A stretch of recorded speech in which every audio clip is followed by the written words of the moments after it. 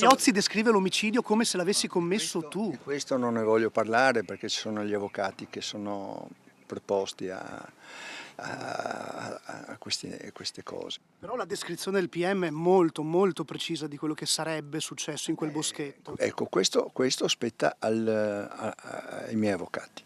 Sebastiano Visintin torna a parlare ai microfoni della nostra emittente e risponde così all'accusa formulata dal pubblico ministero Ilaria Iozzi, secondo la quale l'uomo avrebbe prima aggredito e poi ucciso la moglie Liliana Resinovic la mattina del 14 dicembre 2021 nel boschetto dell'ex OPP di San Giovanni. Una descrizione molto dettagliata, quella formulata nella richiesta di incidente probatorio e depositata al GIP Flavia Mangiante. Secondo quanto scritto sul documento, Sebastiano avrebbe aggredito Liliana dentro il bosco, in prossimità di via Vais, all'altezza del civico 21, ancora dalla richiesta del PM, dopo afferramenti, percosse, compressioni, urti e graffi, tutti indirizzati in diverse sedi del capo, alla mano destra, al torace e agli arti, ne cagionava la morte, avvenuta mediante soffocazione esterna diretta, quale conseguenza di afferramento e compressione del volto della vittima.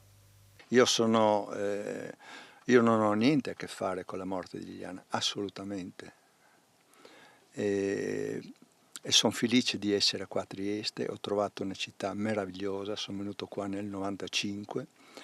Omicidio o suicidio secondo te, Sebastiano? No, questo non spetta a me dare queste risposte, assolutamente, ci sono i consulenti, ci sono i miei avvocati.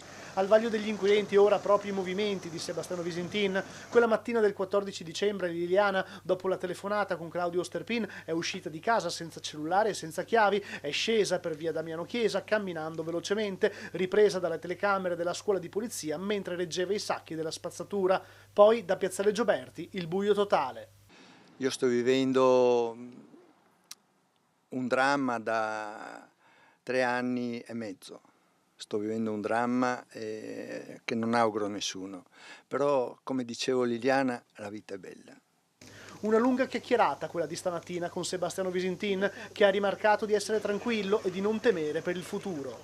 Voi fate il vostro mestiere e dietro di voi che pulsa tutto il resto, capisci? Voi siete le mani che vanno sul personaggio. Oggi Senti sono di essere io. stato già condannato? No, assolutamente. Io guarda, vivo la giornata, assolutamente. Non penso a ieri, non penso a domani. Non temi un eventuale processo? Beh, se ci sarà il processo io sono qua, sono a disposizione, per carità.